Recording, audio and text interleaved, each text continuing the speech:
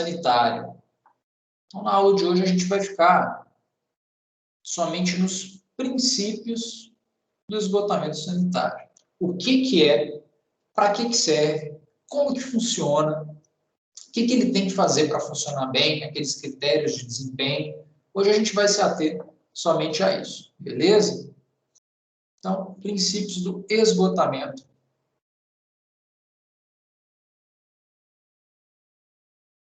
sanitário. Tudo que a gente vai falar aqui, pessoal, se aplica a instalações de esgoto sanitário predial, beleza? Então, isso não se aplica a efluentes industriais, hospitalares, efluentes de eventuais outras fontes, indústria química. Isso não se aplica a sistemas de tratamento de esgoto. Então a ET Arrudas funciona assim, professor? Não. A ET Arrudas é outra coisa. Isso não se aplica a coleta e transporte de esgoto municipal, o que está fora do seu prédio. O que a gente vai ver aqui se aplica principalmente àquilo que está dentro da edificação. Beleza? Então, vamos lá. Funções. Primeira coisa, para que serve? Eu tenho 3 funções, basicamente, para o meu sistema de esgotamento sanitário. A primeira pode parecer muito boba, mas é coletar e transportar o esgoto. Todo ser humano produz esgoto. Todo ser humano faz xixi, faz cocô. Idealmente, eu gosto de pensar que todo ser humano toma banho, escova o dente, cozinha, né, lava a louça. Então, todo ser humano civilizado ele produz esgoto. A sua vida gera esgoto. Você não consegue, né? Hoje eu acordei e decidi que eu não vou mais fazer xixi. Não quero mais. Não é assim que funciona. A gente tem essas necessidades e a gente precisa produzir esse esgoto. Você não pode acumular esse esgoto onde você vive. Então, você tem que coletar ele e transportar para um local adequado para ele. Pode ser para a rede coletora municipal, pode ser para uma fossa séptica, consumidor. É sim um destino adequado, correto? Então, eu preciso coletar isso e levar para um lugar adequado. Não posso simplesmente sair largando no chão da minha casa, não é verdade? A segunda função é isolar as pessoas e os ambientes do esgoto. Grande parte das doenças que acometem o ser humano são transmitidas por via de matéria fecal. Então, a matéria fecal, fezes, ela contém diversas bactérias que no seu trato intestinal são ok, mas que fora do seu trato intestinal não são ok. Sempre que a gente vai ao banheiro, né, quando a criancinha vai na escola, a professora fala, menino, lava a mão. Foi no banheiro, lava a mão. Por quê? Você saiu do banheiro, não lavou a mão, passou a mão no seu olho, isso pode gerar uma infecção. Passou a mão suja numa ferida aberta, isso pode gerar uma infecção. Essas bactérias, elas fazem bem dentro do seu intestino. Fora, não. Além disso, diversos vírus e bactérias que fazem mal são presentes na matéria fecal. Então, a gente tem diversos parasitas, por exemplo, vermes, tênia, lombriga, transmitem por fezes, matéria fecal. Diversas bactérias que têm a ver com infecção intestinal. O próprio vírus SARS-CoV-2 da COVID, ele está presente na matéria fecal. A gente tem em BH um projeto muito interessante de estudo do esgoto para averiguar quantas pessoas provavelmente estão com COVID na região. Então, até o vírus da COVID passa por matéria fecal também. Então, eu tenho que isolar a pessoa da matéria fecal, eu tenho que isolar as pessoas do esgoto. Uma vez que aquele esgoto entrou na rede, o ser humano ele não pode nunca mais ver aquilo. Eu isolei ele daquilo. Ele não pode ter contato com aquilo, idealmente. E a terceira função, essa pouca gente se lembra, pouca gente sabe, mas ela é fundamental. Coletar e transportar os gases. Os gases, professor? Sim, os gases. Mas como que é isso, professor? Se eu soltar um pum no banheiro, o esgoto pega? Não. Não é desses gases que a gente está falando. Para entender o que é esse gás de esgoto, a gente tem que primeiro entender o que está no esgoto. Então, o que é o esgoto sanitário? O esgoto sanitário ele é composto praticamente por água, em massa ele é 99% água. Mas tal como Wesley Safadão, aquele 1% não presta. O que é esse 1% que está aqui? A gente tem matéria orgânica, restos de alimentos, matéria fecal, tudo que cai lá dentro. Quais são os meus indicadores de matéria orgânica? Demanda bioquímica de oxigênio e demanda química de oxigênio. Então, quando a gente fala de esgoto sanitário, se você for na Copasa, se você for lá na ET Arrudas e olhar o que a Copasa está olhando para ver se o esgoto é bom, ou se o tratamento está funcionando, a Copasa vai olhar isso aqui, ó. DBO aqui, ó. Vai entrar com 300 miligramas por litro, a Copasa tem que jogar no rio, de preferência, com menos de 50 miligramas por litro. Ela tem que tirar essa matéria orgânica. Além da matéria orgânica, o que tem? Sólidos. Podem ser sólidos em suspensão, sólidos voláteis, tem diversos tipos de sólidos. Que sólidos são esses? A matéria orgânica pode estar presente na forma de sólido, por exemplo, matéria fecal, papel higiênico que é jogado dentro, restos de alimentos, areia, argamassa, todo tipo de coisa que as pessoas jogam dentro do esgoto que não deveriam jogar, mas a gente tem sólidos. E eu tenho também alguns outros componentes aqui químicos. Então, a gente vai ter surfactantes, que são aquelas substâncias presentes no detergente, no sabão, no seu shampoo, que é aquilo que faz bolha. Isso aqui é um poluente gravíssimo. Isso aqui não pode, de forma alguma, ir parar no rio. Então, a Copasa tem muito trabalho para tentar tirar isso do esgoto antes de lançar isso no rio. Isso aqui tem um impacto muito grave. A gente vai ter óleos e graxas, orgânicos e inorgânicos, metais. Metal não é uma latinha de alumínio, são aqueles metais, níquel, cromo, chumbo, mercúrio, arsênico, né? Aqueles metais pesados, muitas vezes podem estar presentes no seu esgoto. Então, tudo isso vai lá para a estação e aí a Copasa tem que retirar tudo isso. A maior parte dos poluentes no esgoto doméstico é matéria orgânica. Quando eu trato de esgotos industriais, efluentes industriais, aí vai ser muito diferente. Mas quando eu trato de esgotos domésticos, a grande maioria dos meus poluentes ela se enquadra como matéria orgânica. Pode ser sólido, mas geralmente é um sólido matéria orgânica. E qual que é a principal característica da matéria orgânica? A matéria orgânica ela pode ser decomposta, não é verdade? A matéria orgânica, gente, ela é formada por N chopes. Isso aqui é bom que vocês lembram para sempre. Recurso mnemônico. Ela é formada por nitrogênio, carbono, hidrogênio, oxigênio, fósforo e enxofre. Então, esses são os principais componentes da matéria orgânica. Desses aqui, os maiores são os 4 primeiros: nitrogênio, carbono, hidrogênio e oxigênio.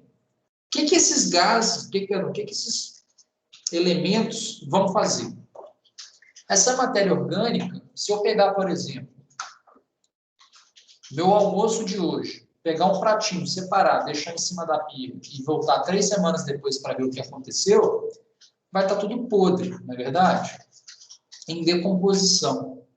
Dentro do esgoto não é diferente. Essa matéria orgânica, uma vez que ela cai na rede de esgoto, ela começa também a se decompor.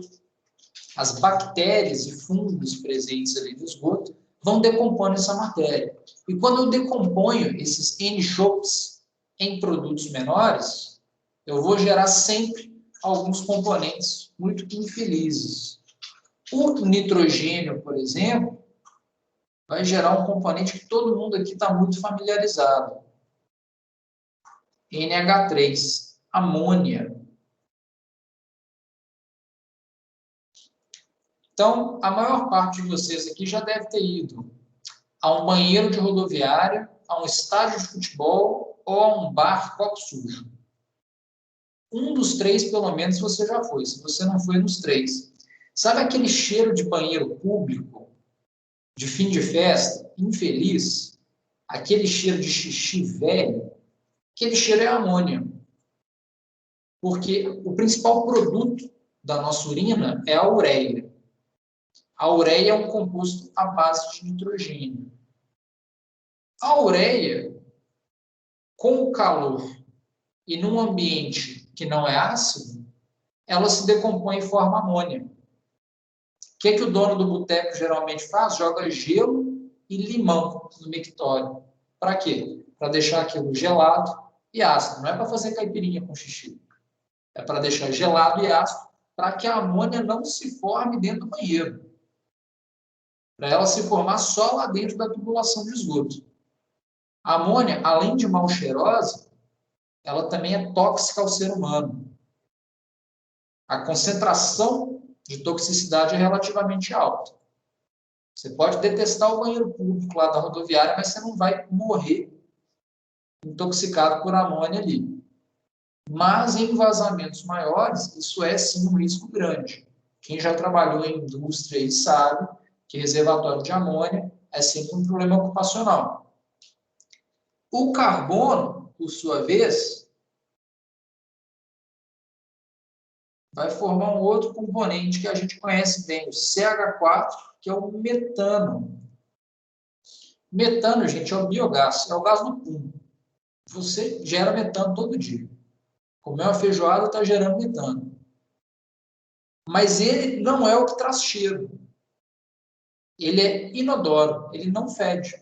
Aí você vai falar, professor, se ele não fede, então sem problema. Vou cheirar metano sem medo. Qual que é o problema do metano? São 2. Primeiro que ele é um gás asfixiante.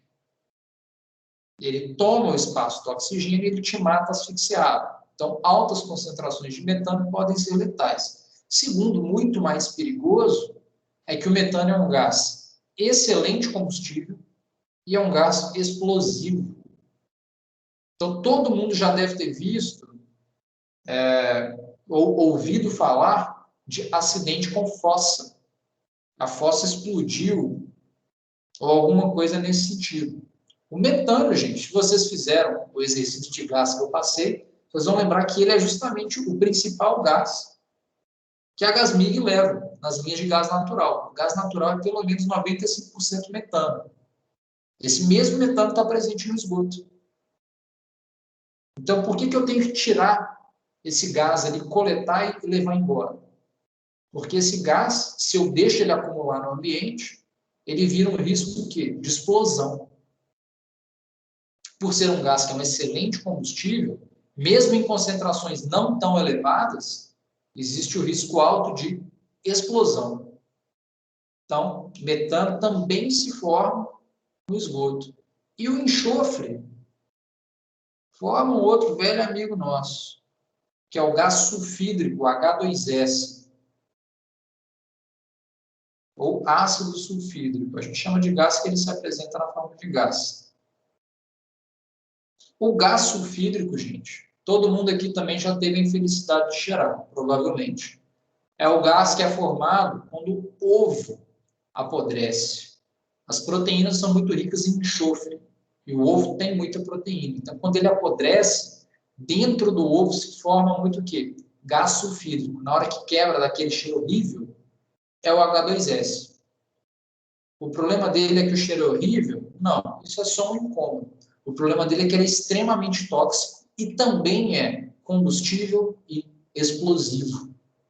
Gás sulfídrico, ele em concentrações não muito altas, ele já gera riscos graves ao ser humano.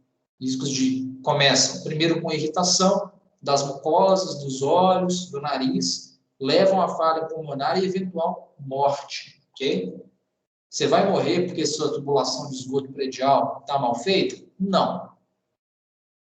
Isso aí é mais para situações maiores, industriais, uma estação de tratamento de efluentes. Mas existe risco, sim, de explosão, de combustão ou de um mau cheiro excessivo numa tubulação mal calculada. Então, quando eu falo com vocês que eu tenho que coletar e transportar os gases, o que eu estou falando? Toda essa galera aqui, ó, principalmente esses três gases, gás sulfídrico, metano e amônia, isso aqui sempre vai estar presente nas linhas de esgotamento sanitário e eu não posso, de forma alguma, deixar que o ser humano, dentro da instalação, tenha contato com esse gás. Por isso, eu tenho que isolar a pessoa do esgoto. Quando eu falo isolar do esgoto, é do esgoto e dos gases. Então, quem não tem aí muita vivência de obra, nunca viu uma instalação hidrossanitária sendo feita, muitas vezes a gente imagina que a tubulação de esgoto é só a tubulação que coleta aquele líquido e leva embora, não é verdade? Porque o que você está vendo ser gerado é só o líquido. Fui lá, lavei a louça, fechei a torneira, aquilo escorreu pelo ralo. Tchau, tchau. Te vejo na Et Arrudas, te vejo na Et Onça, né?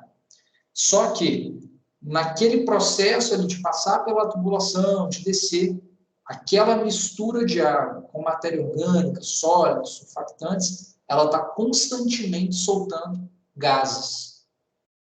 E aí eu tenho que coletar também esses gases. Então, a gente vai ver que existem tubulações só para gás.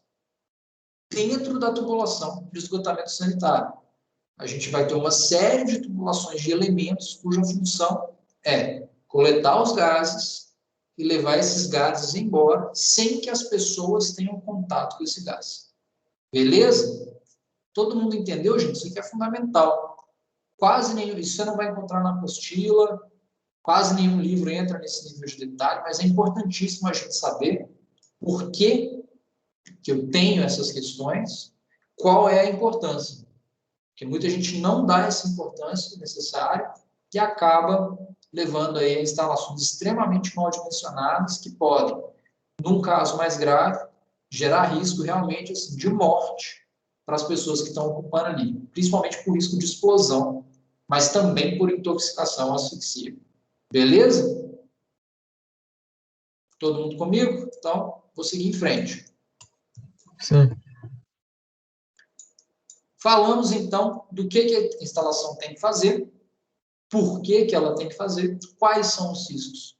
Ali, agora vamos falar um pouquinho de como ela funciona, beleza? Então, antes de falar, na verdade, como funciona, eu queria já destacar aqui uma separação que vai ser importante para a gente. Lembrei aqui agora. Que é a separação de esgoto primário e esgoto secundário.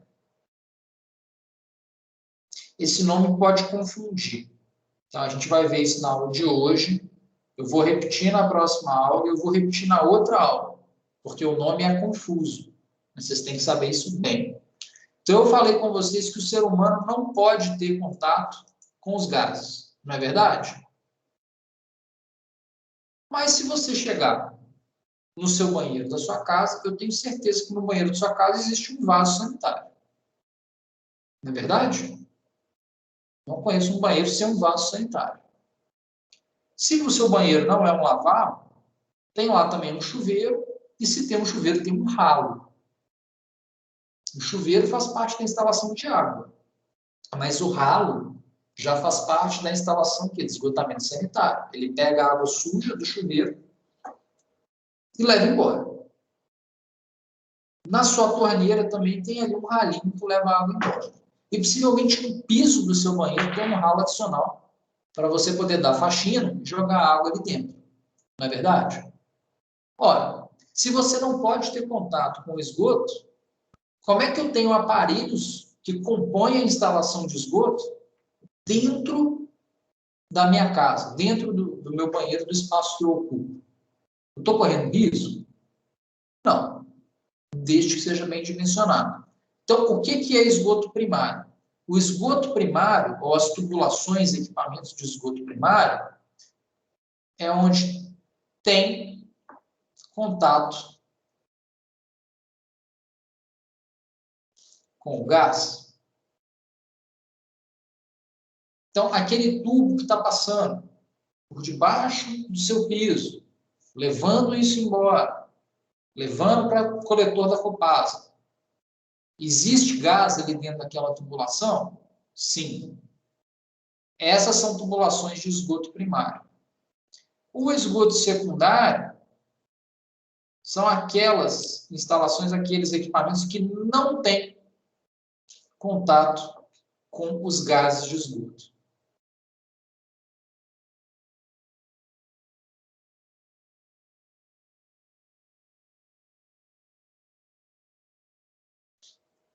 Primário é o esgoto que tem contato com a atmosfera onde aqueles gases estão presentes.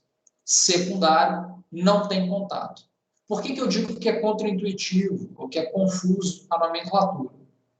Porque o equipamento que eu uso, eu, ser humano, o usuário do sistema, não é o primário, eu uso o secundário. Quando eu uso o meu lavatório do banheiro para escovar o dente, quando eu uso o meu vaso sanitário, quando eu tomo banho no meu chuveiro e o ralo leva aquela água embora, eu só tenho contato com o esgoto secundário, com as peças de esgoto secundário. Eu não tenho contato com o esgoto primário, apesar de ser o equipamento primeiro que eu uso. Então, no caminho do esgoto, o primeiro equipamento não é o esgoto primário, o primeiro equipamento é o esgoto secundário.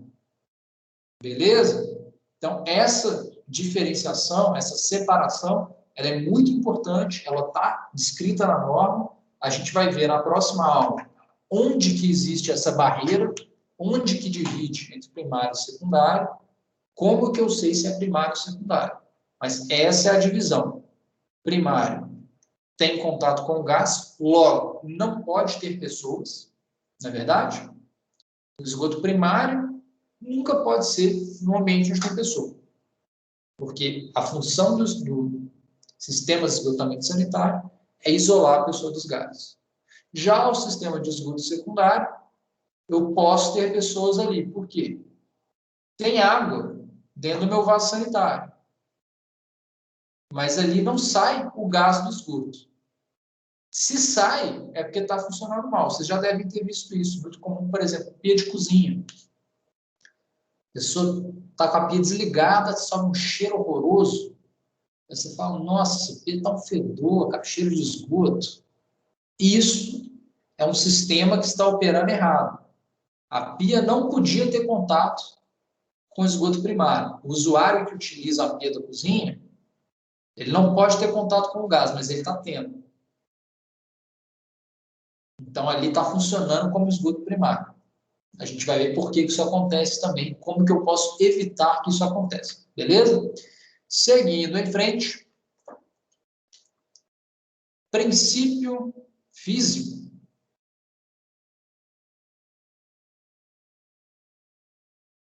Então, como funciona o esgotamento sanitário? Conduto livre. Lembra que eu falei com vocês? Tem gás na tubulação?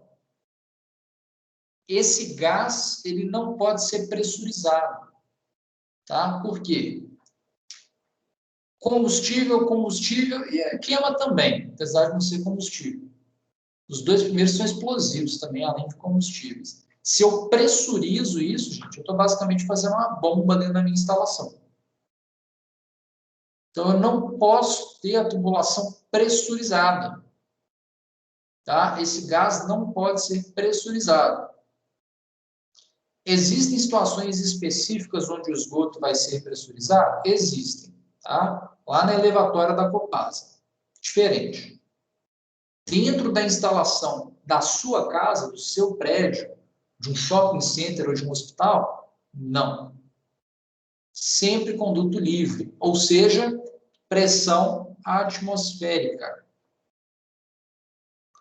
Todo o escoamento é regido pela pressão atmosférica. Todos esses gases estão à pressão atmosférica. Todo o fluido está à pressão atmosférica. Beleza? Ou seja, eu nunca ocupo toda a seção. A tubulação de esgoto, ela sempre opera o quê?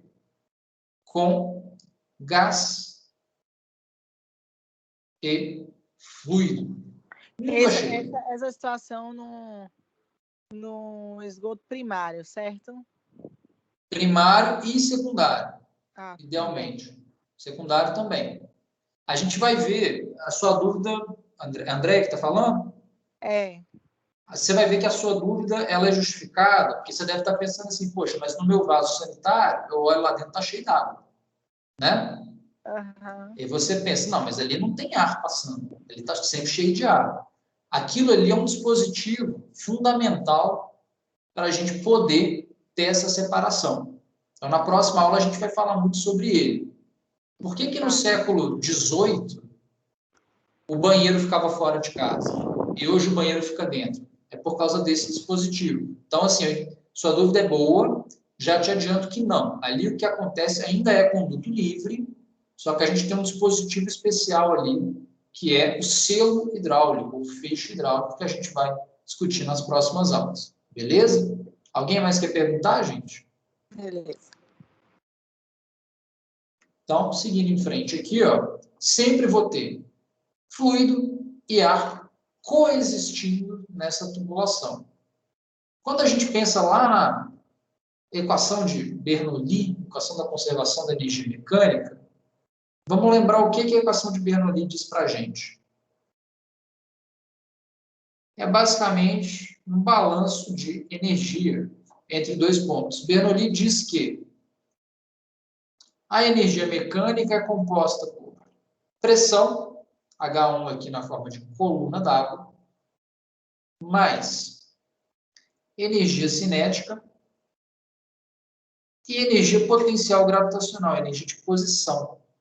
Z é a cota do meu escoamento. E essa energia mecânica, ela se conserva.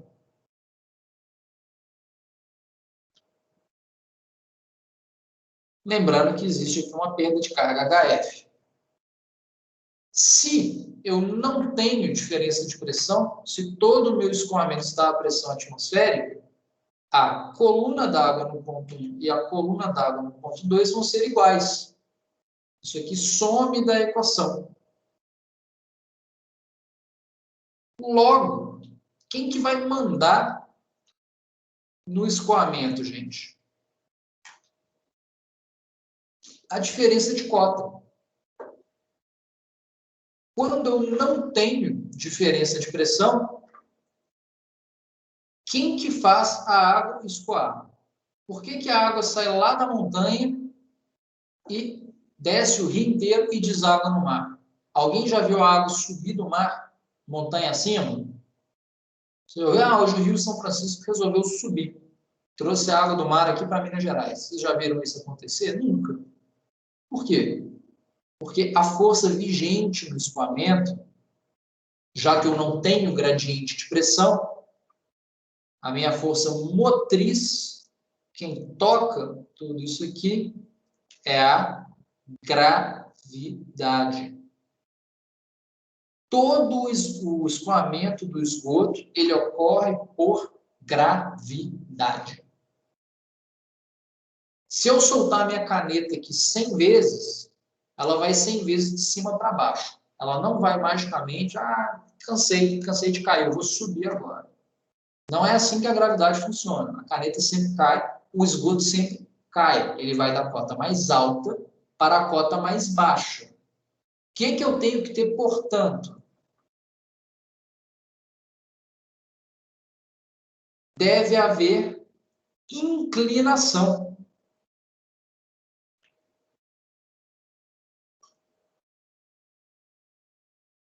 Se eu preciso de diferença de cota, quando eu tenho tubo vertical, tudo bem, ótimo, sem problema. O vertical, a inclinação dele é 100%. Só cai. Não é verdade? A inclinação dele é total, é máximo. Agora, quando eu preciso passar um tubo numa laje, se eu precisar ter uma tubulação horizontal, ela pode ser plana? Não. Eu tenho que ter diferença de cota. Esse fluido ele tem que escoar, tem que ser de cima para baixo. Então, a inclinação ela é uma necessidade nas tubulações de esgotamento sanitário. A gente vai ver que todo duto tem inclinação. O vertical a gente não fala, porque obviamente só tem como cair, então não é problema.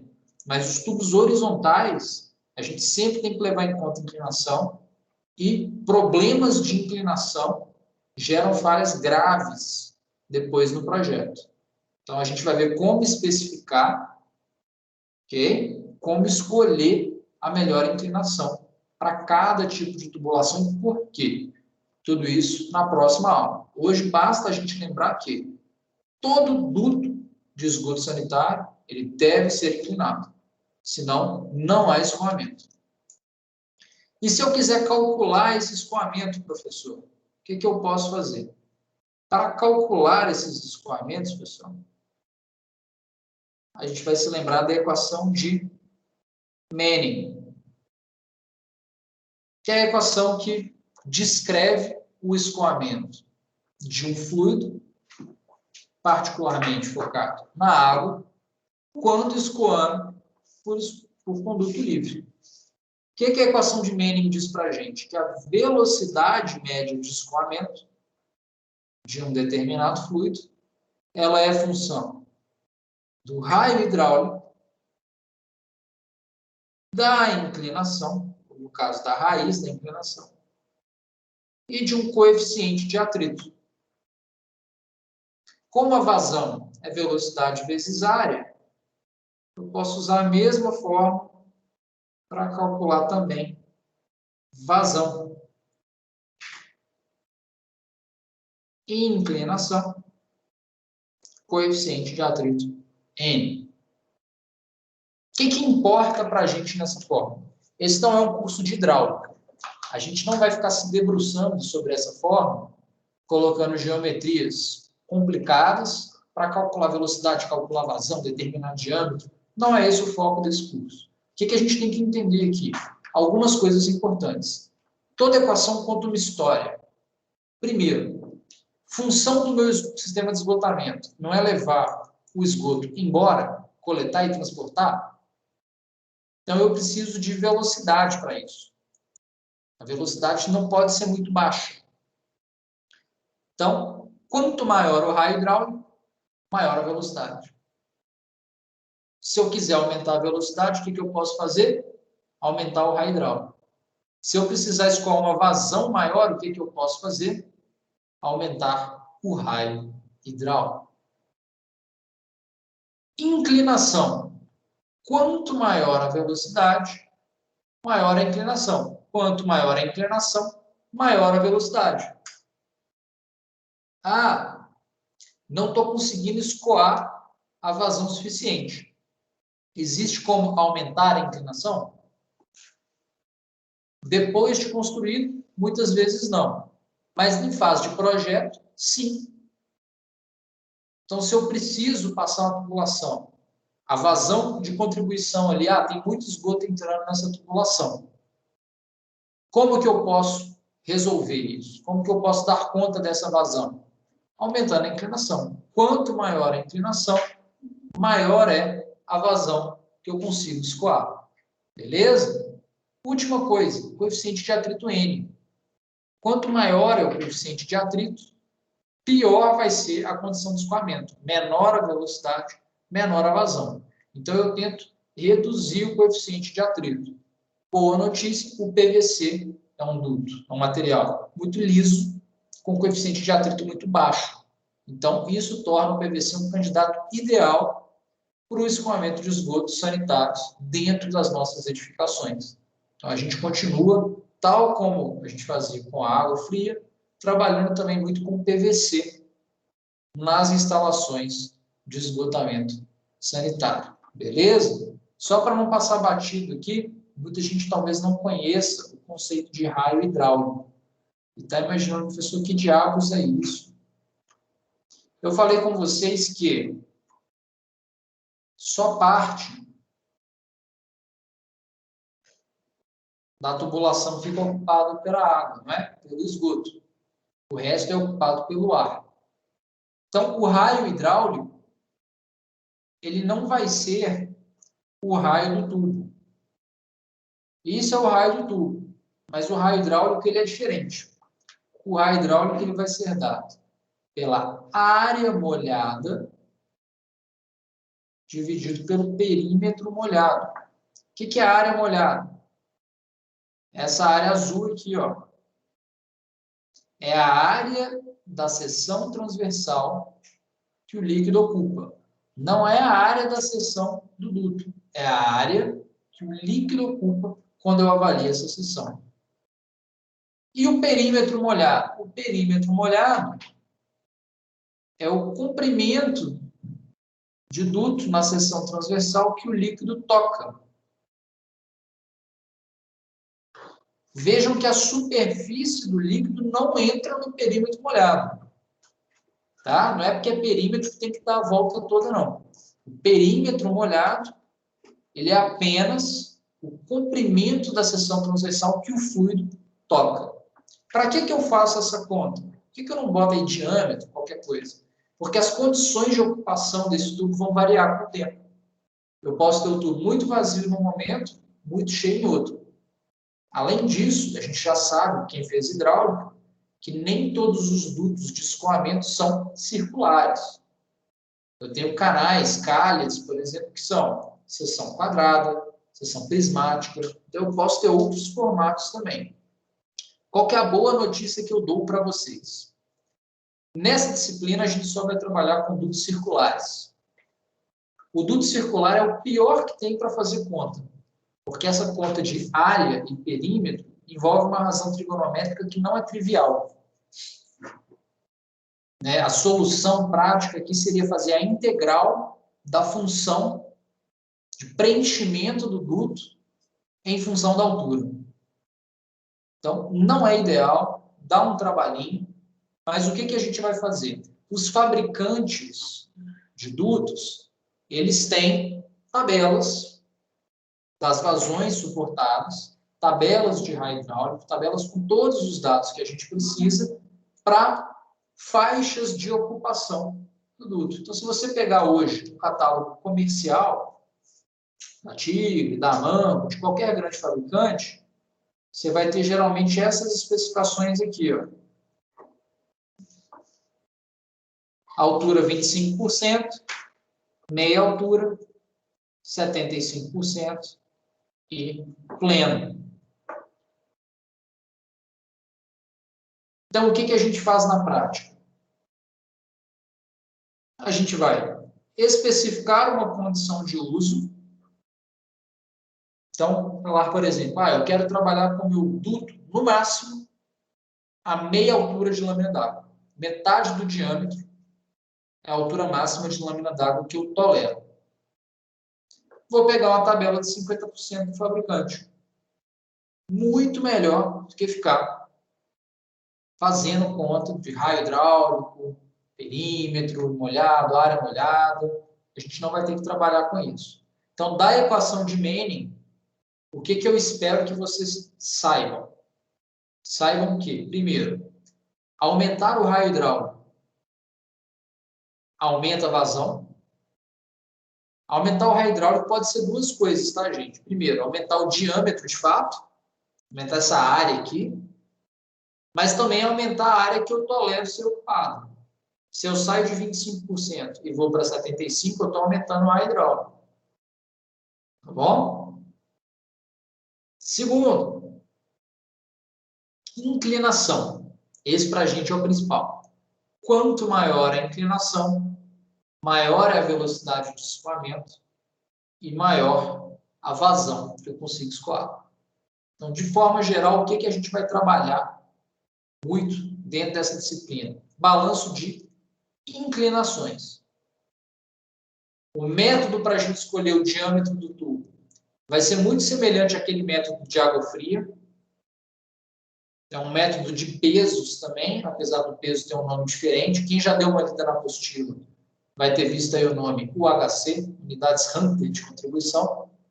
Né? É um sistema de pesos, muito parecido com o que a gente viu na água fria. Muito fácil. Escolho um diâmetro adequado, e aí só me resta o quê? Escolher uma inclinação compatível com a vazão que eu quero escoar e com o resto do meu projeto, né? Não adianta falar também, então eu vou ter esse tubo aqui com inclinação de 30%. De duas, uma. Ou a sua laje tem que ter 1 metro de espessura para caber esse tubo lá dentro, ou a tubulação de esgoto do seu banheiro vai passar dentro do quarto do seu vizinho. Atravessar a laje e passar por dentro do quarto dele. Então, eu não posso sair simplesmente inclinando tudo e achar que está ótimo. Eu tenho que compatibilizar isso com o resto dos projetos, com o projeto arquitetônico, com o projeto estrutural, né, para ter uma instalação que atende às minhas especificações de desempenho. Beleza? Então, na próxima aula, o que a gente vai fazer? Conhecer todos os equipamentos que compõem, igual a gente fez com a água fria, o nome de cada tubo, o nome de cada equipamento especial, como que ele funciona, para que ele é usado, quanto que ele é usado. A gente vai dar uma olhada na norma de esgotamento sanitário, entender como que ela funciona, o que ela pede, quais são os princípios, o que tem que ser atendido. Tá bom? Vamos falar sobre o dimensionamento, unidades Hunter de contribuição, escolha de diâmetro, escolha de inclinação e, basicamente, fechar a matéria.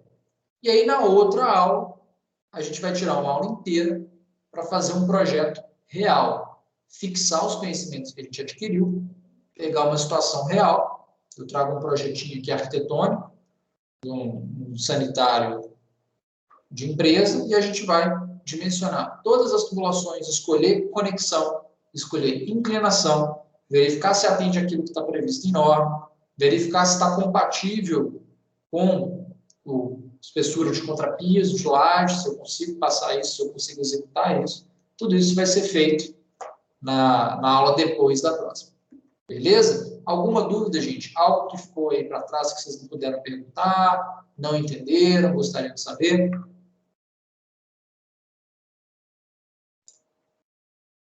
Silêncio total, ou todo mundo entendeu tudo, ou ninguém entendeu nada. Eu gosto de sonhar que todo mundo entendeu tudo, né? Bom, se não tem dúvida nenhuma, pessoal, eu vou parar a gravação por aqui. Agradeço a atenção de vocês. Sejam bem-vindos de volta ao segundo bimestre. Tomem cuidado, tá? Eu falo que a prova é mais fácil, mas não é para relaxar. Ela é mais fácil se vocês mantiverem o nível de estudo que vocês tiveram até então. Beleza? Então, continue assistindo às aulas, fazendo os exercícios do ABA, se dedicando à disciplina, que vocês vão ter sucesso. O segundo bimestre ele passa muito rápido. Então, às vezes vocês ficam aí presos em outras disciplinas mais difíceis, não vão dando atenção para essa disciplina, chega lá no final, a pessoa quer em um dia aprender a matéria inteira para fazer a prova. Não vai dar certo.